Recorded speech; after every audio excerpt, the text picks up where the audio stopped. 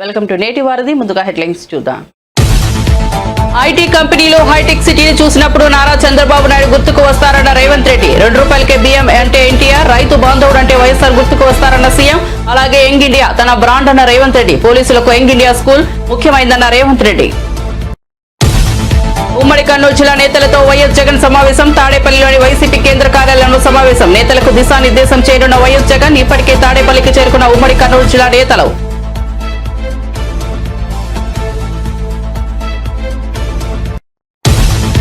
₹3 కోట్ల మందికి నాణ్యమైన సన్నబియ్యం. దేశంలోనే మొదటిసారన్న ఉత్తమ్. దొడ్డు బియ్యం దారి తప్పింది, అందుకే సన్నబియ్యం వైపు అడుగులు. ఎమ్మెల్యేపై కీలక బాధ్యత, నేరుగా పర్యవేక్షణ చేయాలని పిలుపు.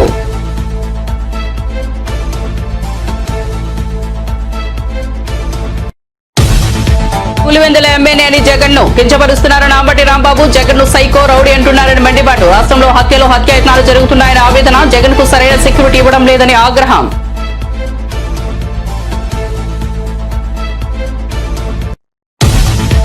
వైఎస్ భారతిపై ఐటీడీపీ కార్యకర్త అనుచిత వ్యాఖ్యలు. సోషల్ మీడియా వేదికగా అభ్యంతరకరమైన మాటలు. సీరియస్ గా స్పందించిన టీడీపీ అధిష్టానం. పార్టీ నుంచి సస్పెండ్, అరెస్ట్ చేసిన పోలీసులు.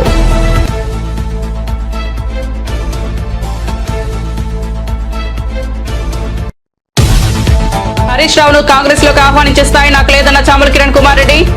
రేవంత్ రెడ్డి పాలనలో రాహుల్ గాంధీ ప్రశంసించారన్న కిరణ్ కుమార్ రెడ్డి. కాంగ్రెస్ పాలనపై హరీష్ రావు విష ప్రచారం చేస్తున్నారని విమర్శ.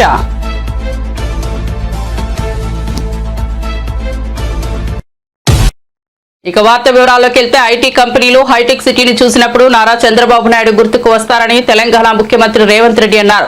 మొట్టమొదటిసారి ₹2కే ఎన్టీఆర్ బియ్యం పథకాన్ని ప్రవేశపెట్టారని, దానిని తీసుకున్న ప్రతి పేదవాడు ఆయనను గుర్తు చేసుకుంటున్నారని అన్నారు. జలయజ్ఞం, రైతు బాంధవుడిగా వైఎస్ఆర్ ప్రజల మధ్యలో నిలిచిపోతారని అన్నారు. తన బ్రాండ్ యంగ్ ఇండియా అని ఆయన స్పష్టం చేశారు. విశ్లేషకులు, విమర్శకులు ప్రజలకు తాను ఒక్కటే చెప్పదలుచుకున్నానని, యంగ్ ఇండియానే తన బ్రాండ్ అని ఆయన అన్నారు. ఎలాంటి బ్రాండ్ లేకుండా గుర్తింపు లేని ముఖ్యమంత్రిగా ఉంటారని కొందరు తనను ప్రశ్నిస్తున్నారని, దానికి సమాధానంగా యంగ్ ఇండియా తన బ్రాండ్ అని చెప్పారు.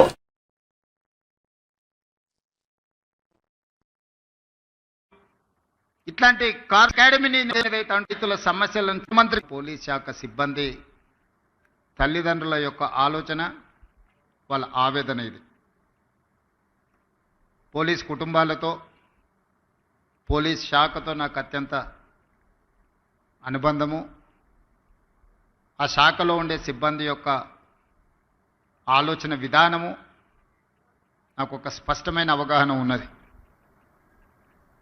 ఎన్నికల సందర్భంలోనే ఎలక్షన్ మేనిఫెస్టోలో నేను ఈ విషయాన్ని పొందుపరచడం జరిగింది. అప్పుడు పోలీస్ శాఖ సిబ్బంది కానీ, రాజకీయ నాయకులు కానీ దీని మీద ఎవరు ప్రత్యేకంగా దృష్టి పెట్టలేదు. ఎందుకంటే ఎన్నికల్లో ఇచ్చే హామీలకు ఎన్నికల తర్వాత, ఫలితాలు వచ్చిన తర్వాత పెద్దగా ప్రాధాన్యత ఉండదు అన్న ఆలోచన ఉందేమో, అందుకే ఎవరు దీని మీద పెద్దగా దృష్టి పెట్టలే. కానీ దేశ స్వతంత్రం వచ్చిన తర్వాత మొట్టమొదటి ప్రధానమంత్రి పండిత్ జవహర్లాల్ నెహ్రూ గారు ఈ దేశం యొక్క సమస్యను, భవిష్యత్ తరాల యొక్క అవసరాలను గుర్తించి ఆనాడు పండిత్ జవహర్లాల్ నెహ్రూ గారు బిజిలీ, పానీ, సడక్, ఈ దేశం యొక్క మౌలిక స్వరూపం మారాలి అనంటే విద్యుత్తు ఉండాలి, తాగునీరు, సాగునీరును అందించాలి, పల్లెటూర్ల నుంచి పట్టణాల వరకు రోడ్డు రవాణా వ్యవస్థ ఉండాలి అని ఆలోచన చేసి బాక్రానంగల్ నుంచి నాగార్జున సాగర్ డ్యాం వరకు పండిత్ జవహర్లాల్ నెహ్రూ గారి విధానంలో ఆ రోజు ఈ దేశం అభివృద్ధి పదం వైపు నడిచింది. ఆ రోజు ఎడ్యుకేషన్ అండ్ ఇరిగేషన్ ఆలోచన కూడా పండిత్ జవహర్లాల్ నెహ్రూ గారు చేశారు. అందుకే ఈరోజు ఈ దేశంలో ఉన్న గొప్ప గొప్ప యూనివర్సిటీలు అన్నీ కూడా పండిత్ జవహర్లాల్ నెహ్రూ గారు ఉన్నప్పుడే పునాదులు పడ్డాయి. ఆ యూనివర్సిటీల నుంచి వచ్చిన విద్యార్థులే ఈ దేశ భవిష్యత్. ఆనాడు నిర్మించిన సాగునీటి ప్రాజెక్టులే ఈ దేశం ఆకలి కేకల నుంచి ప్రపంచానికే ఆహార ధాన్యాలను అందించే స్థాయికి ఈరోజు ఈ దేశం అభివృద్ధి చెందింది అంటే ఆనాటి మొట్టమొదటి ప్రధానమంత్రి ఒక గొప్ప ఆలోచన చేసి, ఒక దార్శనికత చూపించడంతో ఈరోజు ప్రపంచ దేశాలతో పోటీగా పడగలుగుతుంది. ఆ తర్వాత శ్రీమతి ఇందిరాగాంధీ గారు దళితులు, గిరిజనులు, ఆదివాసీలు బలహీన వర్గాల యొక్క ఆకలి కేకలను ఆలోచనను చూసి రోటీ కప్డా ఔర్ మకాన్ అనే స్లోగన్ తోటి ప్రజలకు రోటీ కప్డా ఔర్ మకాన్ అనే విధానాన్ని తీసుకొచ్చి పేదలకు సహాయాన్ని అందించారు. ఆ తర్వాత రాష్ట్రాలను తీసుకున్నప్పుడు ఈ మధ్యకాలంలో ఎక్కడికి వెళ్ళినా పాత్రికేయ మిత్రులు కానీ రాజకీయ విశ్లేషకులు ప్రతి ముఖ్యమంత్రికి ఒక బ్రాండ్ ఉన్నది, మీరు 16 నెలలైన ముఖ్యమంత్రి అయ్యి మీరు ఏ బ్రాండ్ క్రియేట్ చేసుకోలేకపోతున్నారు ఎందుకు అని ప్రశ్నిస్తున్నారు. నేను చాలా సందర్భాలలో నవ్వి వదిలేసిన, ఎందుకంటే ప్రశ్న అడిగేవాళ్ళు నేను ఏ బ్రాండ్ కోసం ప్రయత్నం చేస్తున్నో వాళ్ళు అవగాహన చేసుకునే పరిస్థితిలో లేరు అని. మొట్టమొదటిసారి 2 రూపాయలకు కిలో బియ్యం ఇచ్చిన ఎన్టీ రామారావు గారు పేదవాడు తెల్లన్నం తిన్నప్పుడల్లా వారిని గుర్తు చేసుకుంటాడు. ఐటీ కంపెనీలను, హైటెక్ సిటీని ఇవి చూసినప్పుడు చంద్రబాబు నాయుడు గారు గుర్తొస్తాడని చెప్తారు. అదేవిధంగా జలయజ్ఞం వ్యవసాయాన్ని ప్రాధాన్యతగా తీసుకొని ఉచిత కరెంటు నుంచి సాగునీటి ప్రాజెక్టుల వరకు రైతుల సమస్యలను చర్చించినప్పుడు రైతు బాంధవుడుగా డాక్టర్ వైఎస్ రాజశేఖర రెడ్డి గారు గుర్తొస్తారు. సరే, ఇంకొంతమంది కొన్ని రకాలుగా కొన్ని బ్రాండ్స్ క్లెయిమ్ చేస్తూ ఉంటారు, ఉద్యమకారులమని, తెలంగాణ ప్రదాతలమని. వాళ్ళ గురించి నేను పెద్దగా చర్చించదలుచుకోలేదు. మరి మీరు ఏ బ్రాండ్ లేకుండానే అన్నోటీస్డ్ చీఫ్ మినిస్టర్గా మీరు రావడం పోవడం జరుగుతుందా అని చెప్పి విశ్లేషకులు, శ్రేయోభిలాషులు అడుగుతున్నారు. నేను ఒక మాట చెప్పదలుచుకున్న ఈ వేదిక మీద నుంచి విశ్లేషకులకు, విమర్శకులకు, ఈ రాష్ట్రంలో ఉండే ప్రజలకి, young India is my brand. I wanted to create an brand that is called young India. 1000 సంవత్సరాల చరిత్ర కలిగిన వైసీపీ అధినేత మాజీ ముఖ్యమంత్రి వైఎస్ జగన్మోహన్ రెడ్డి ఉమ్మడి కర్నూలు జిల్లాకు చెందిన పార్టీ నేతలు, ప్రజాప్రతినిధులతో సమావేశం కానున్నారు. కర్నూలు, నంద్యాల జిల్లాలకు చెందిన స్థానిక సంస్థల ప్రజాప్రతినిధులతో జగన్ సమావేశమవుతారు.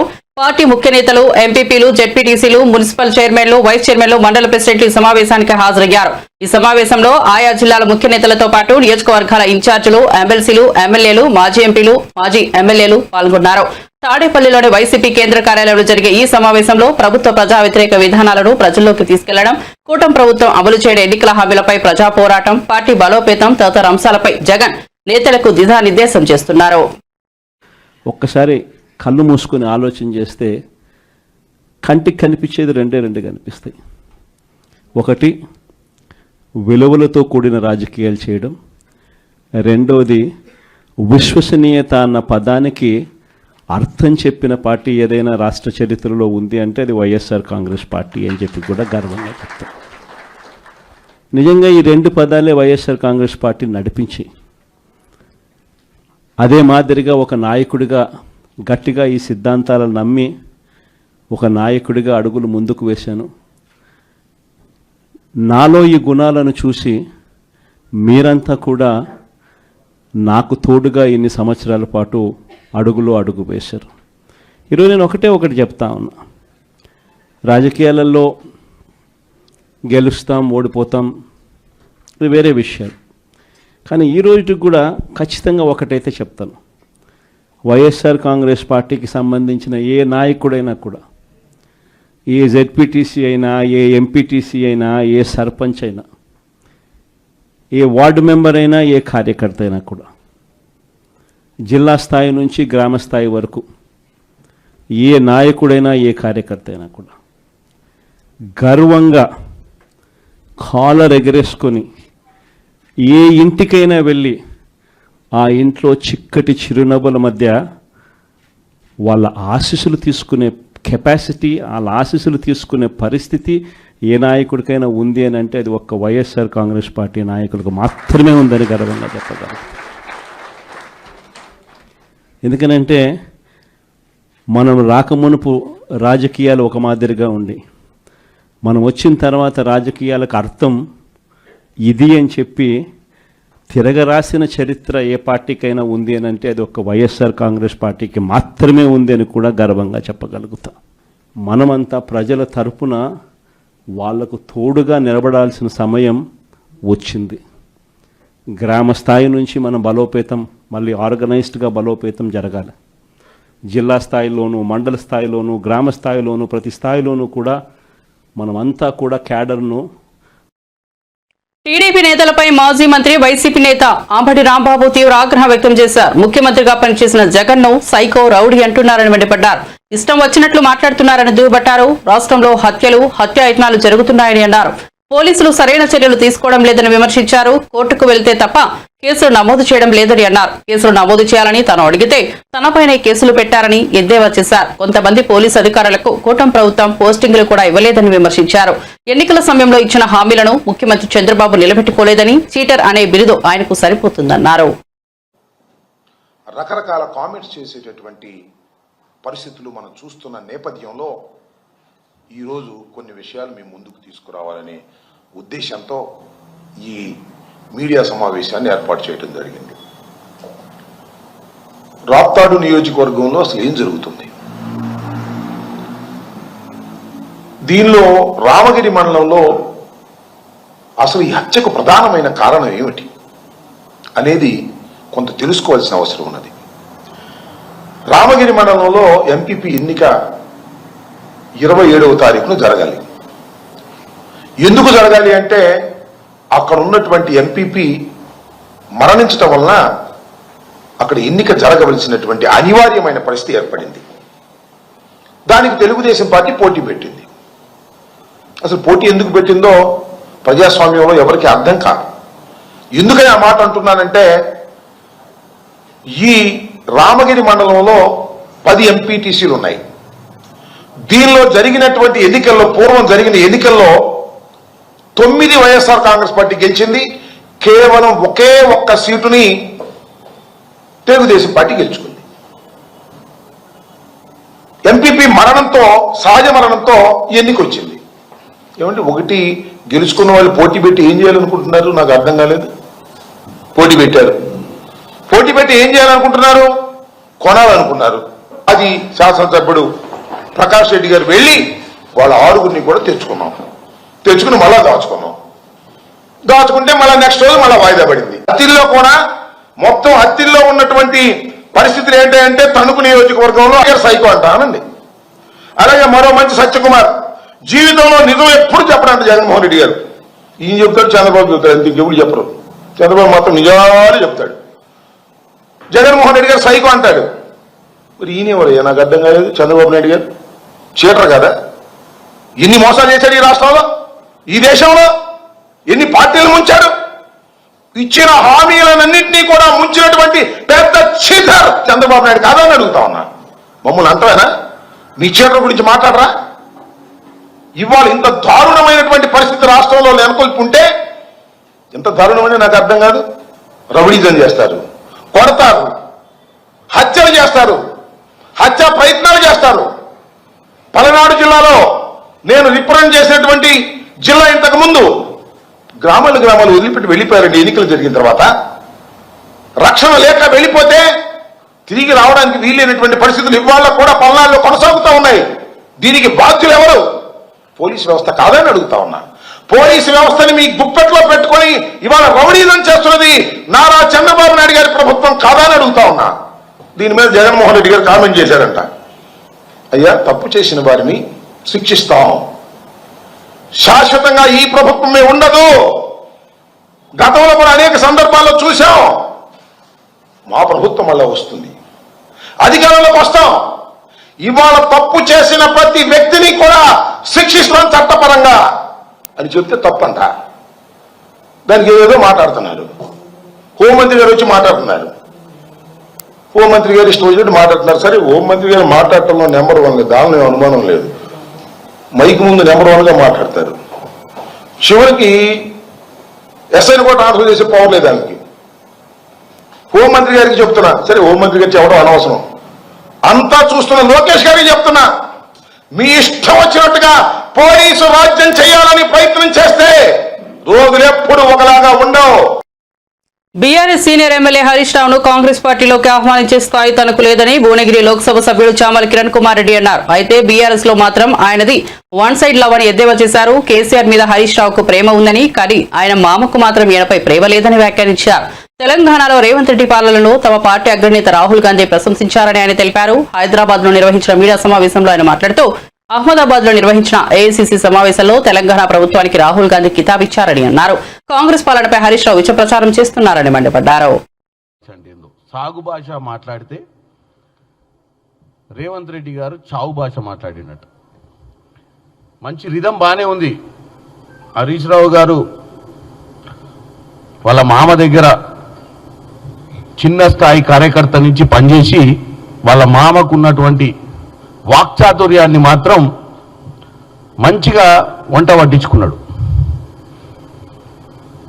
కాకపోతే ఆయన దురదృష్టం ఏంటంటే అన్ని వంట పట్టించుకుండు, కానీ వాళ్ళ మామ వారసత్వాన్ని మాత్రం వంట పట్టించుకోలేదు. వాళ్ళ మామకు ఆయన మీద ప్రేమ ఎంతుందో లేదో తెలియదు, కానీ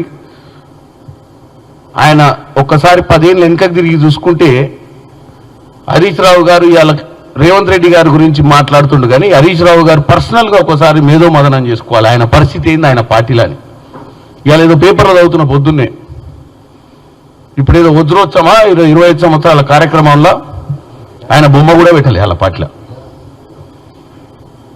ఏదైతే మెయిన్ నిన్న కార్యక్రమం తీసుకుంటే రాష్ట్ర వ్యాప్తంగా జరిగిన కార్యక్రమంలో ఓన్లీ సిద్దిపేట, మెదక్ జిల్లాలో ఎక్కడైనా ఆయన బొమ్మలు పెట్టిరేమో లోకల్ లీడర్ కింద, కానీ రాష్ట్రంలో ఆయన అనుకున్నట్టుగా వాళ్ళ మామకు వారసుడు అనుకుంటుండో, వాళ్ళ మామకు ఈయననే ముఖ్యం అనుకుంటుండో, నేనే ఉద్యమాలలో కీలకంగా ఉన్నా, నేనే రేపు రానున్న తరానికి బీఆర్ఎస్ పార్టీకి నేనే నాయకున్నని ఏమన్నా పగటి కళలకు అంటుండో నాకు తెలియదు, కానీ నిన్న జరిగినటువంటి పోస్టర్ లాంచింగ్ కార్యక్రమాలల్లో రాష్ట్ర వ్యాప్తంగా కూడా హరీష్ రావు గారి బొమ్మ లేదు అంటే అర్థమైంది. మరి హరీష్ రావు గారు బొమ్మ పెట్టలేదని మామని అడగలేక తెలంగాణ నిలబడ్డది, తెలంగాణ పడిపోయింది. తర్వాత సాగు భాష, చావు భాషల గురించి మాట్లాడితే వాళ్ళ మామ ఈయన సైడ్ చూసి మా అల్లుడు ఇంకా బతికే ఉండు, మా అల్లుడు గట్టిగానే మాట్లాడుతుండు, మా అల్లుడే నిజంగా వారసుడని అనుకుంటారనే ఉన్న ప్రయత్న భాగంగా ఈ రేవంత్ రెడ్డి గారిని అటాక్ చేయడం అనేది నిన్న అంటే రేవంత్ రెడ్డి గారి గురించి నెగిటివ్గా మాట్లాడాలన్న ఆలోచన ఆయనకు వచ్చినట్టుగా 100% కనపడుతుంది. తెలంగాణను నిలబెట్టింది ఎవరు? నీళ్లు నిధులు నియామకాల నినాదంతో తీసుకొచ్చినటువంటి తెలంగాణలో మీ కుటుంబం నిలబడ్డది తప్ప తెలంగాణకు అరిగింది లేదు. తెలంగాణకు అరిగింది ఉంది, ఊరిగింది లేదు. అరిగింది ఎంత అంటే 7 లక్షల కోట్లు.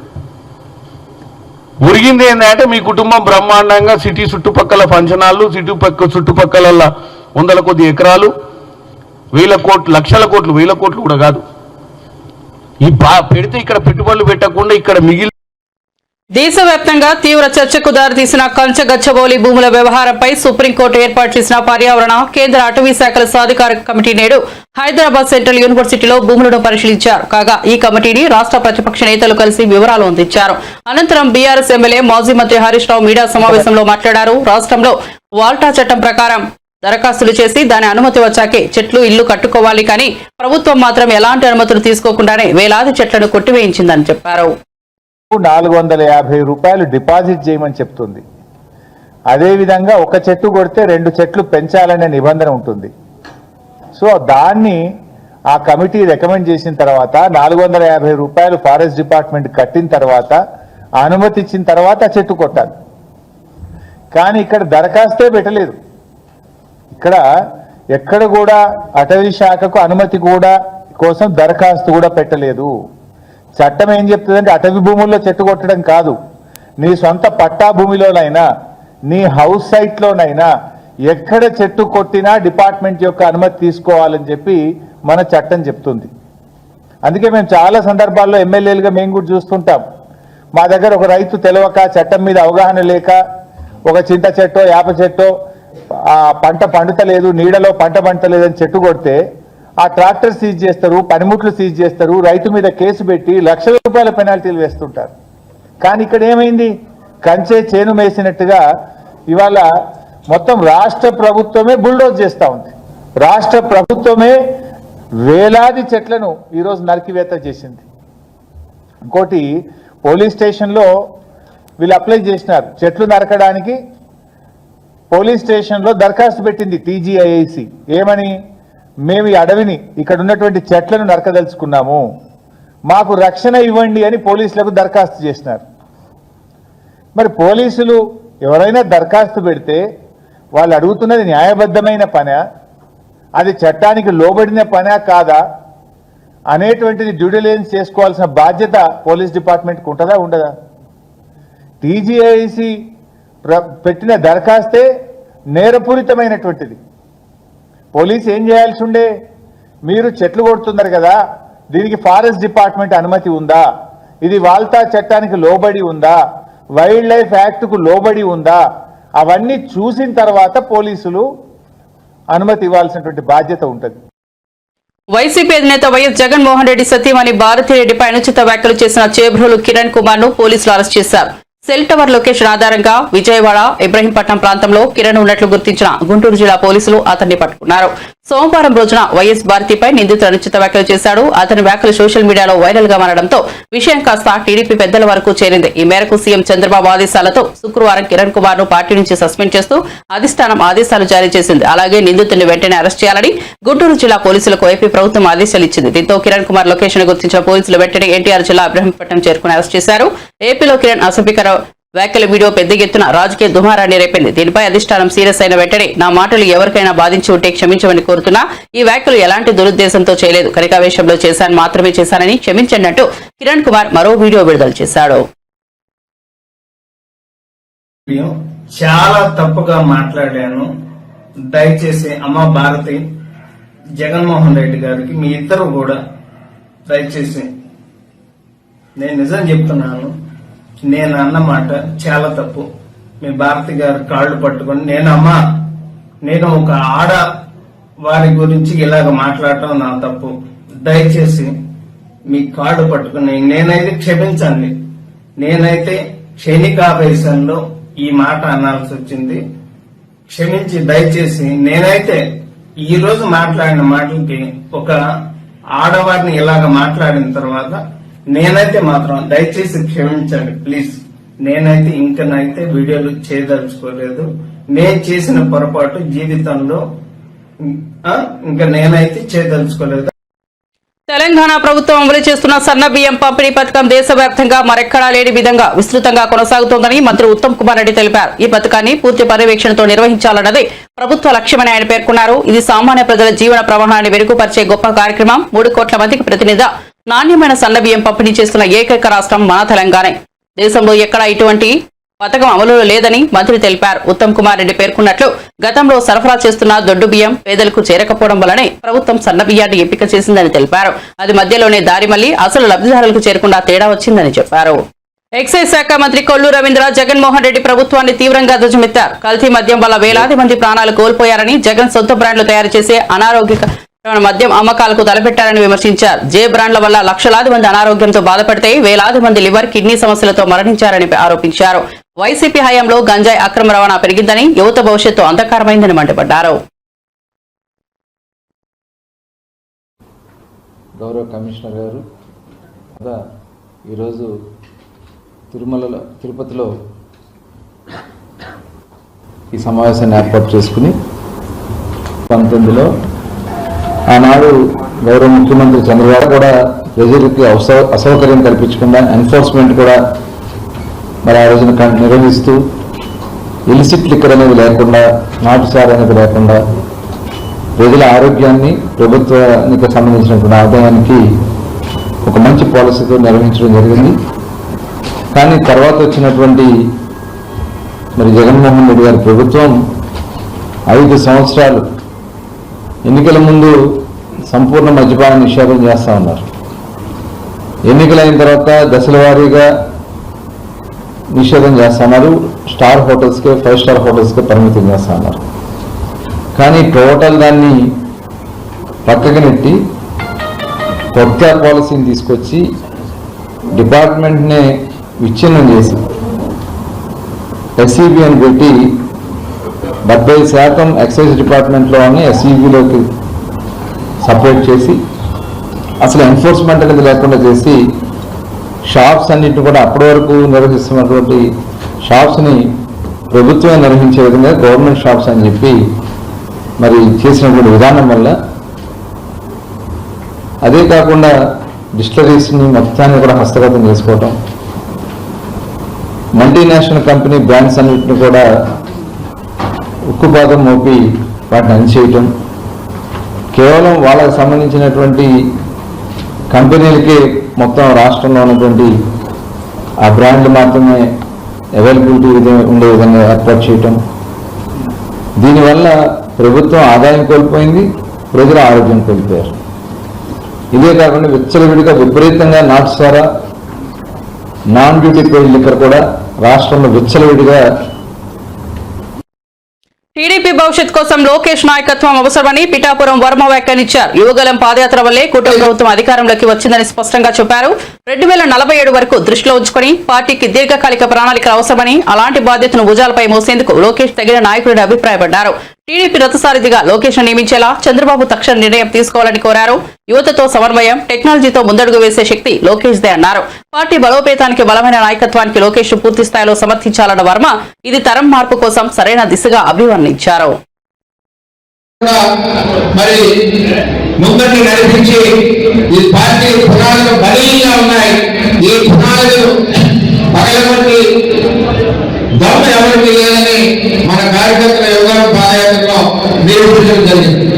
మరి అదేవిధంగా ఈ పార్టీకి రాబోయే రోజుల్లో 2047 ఏదైతే రాష్ట్ర అభివృద్ధి ప్రణాళిక పార్టీ కూడా 2047 ప్రణాళిక చంద్రబాబు నాయుడు గారు నిర్ణయించి రాబోయే రోజుల్లో పార్టీ రథసారథి నారా లోకేష్ గారిని ఈ పార్టీని ఏదైతే మన గెలుపుకు కారణమైన పాదయాత్ర చేసి ఉన్నారో ఆయనకి రథసారథిగా ఈ తెలుగుదేశం పార్టీని ముందుకు నడిపించాలని చెప్పి కోరుతా ఉన్నాం.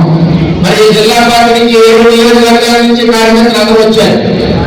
మరి మనకి పార్టీకి ప్రణాళిక ఉండాలా కావాలా, దీని ద్వారా మనం అధ్యక్షుడు తెలియజేద్దాం. పార్టీకి భవిష్యత్ ప్రణాళిక ఉండాలి, భవిష్యత్ తరం నాయకులు మరి నారా లోకేష్ గారు ఉండాలి అన్న వాళ్ళందరూ కూడా చేతులుగా కోరుతా ఉన్నాం. నారా లోకేష్ గారి నాయకత్వం చంద్రబాబు. హైదరాబాద్ సెంట్రల్ యూనివర్సిటీ భూములపై రేవంత్ రెడ్డి చేసిన వ్యాఖ్యలపై బీఆర్ఎస్ నేత మన్నె క్రిషాంక్ తీవ్రంగా స్పందించారు. యూనివర్సిటీ భూములంటే బరాబర్ కొట్లాడతామని స్పష్టం చేశారు. యూనివర్సిటీని షిఫ్ట్ చేస్తామన్నదే ఆయన తండ్రి జాగీరు కాదు అన్నారు. హెచ్సియు భూములపై 10,000 కోట్ల ల్యాండ్ స్కామ్ చేయాలని రేవంత్ రెడ్డి యత్నిస్తున్నారని ఆరోపించారు. చెట్లను నరికి వన్యప్రాణులను భయపెట్టి 3 జింకల మరణానికి కారణమైన ఈ చర్యలపై ఎలాంటి కేసులు పెడతారని ప్రశ్నించారు. జింకల ఫోటోలు పెడితే మాత్రం కేసులు పెడతారా అంటూ మండిపడ్డారు. రేవంత్ రెడ్డి డిస్ట్రిక్షన్, డెమోలిషన్, డైవర్షన్స్ చేసిన వ్యక్తి కానీ తాము ప్రజల కోసం పోరాటం చేయడం మాత్రమే తెలుసునని చెప్పారు. యూనివర్సిటీస్ ల్యాండ్స్ అంటే బరాబర్ కొట్లాడతాం. తర్వాత కొత్త కథ, మేము యూనివర్సిటీనే షిఫ్ట్ చేస్తాం. నీ అయ్యజాగిరా నువ్వు రాగానే అమ్మకానికి పెట్టి 10,000 కోట్లు దాని మీదకి వెళ్ళి తీసుకొని ఫ్రాడులెంట్గా తీసుకొని వాళ్ళ ఐసిఐసిఐ బ్యాంక్ వాళ్ళు తనలాడతారు, వాళ్ళకి ఇబ్బందులు అవుతాయి. అండ్ ఇదంతా కూడా మళ్ళీ ఏంది ఇవాళ ఎందుకు ఇంత కూడా సీన్ చేయడం అంటే రేపెల్లుండి కేటీఆర్ గారు నీ భాగవతం బయట పెడుతున్నారు కాబట్టి, నీ ల్యాండ్ స్కామ్ బయట పెట్టబోతున్నారు కాబట్టి ఎట్లా డైవర్ట్ చేయాలి, ఎట్లా డైవర్షన్ చేయాలి, డిస్ట్రక్షన్, డిమాలిషన్, డైవర్షన్, ఇవి ఒక్కటి మాత్రమే రేవంత్ రెడ్డి గారికి తెలుసు. సో మాకు తెలిసింది పోరాటమే.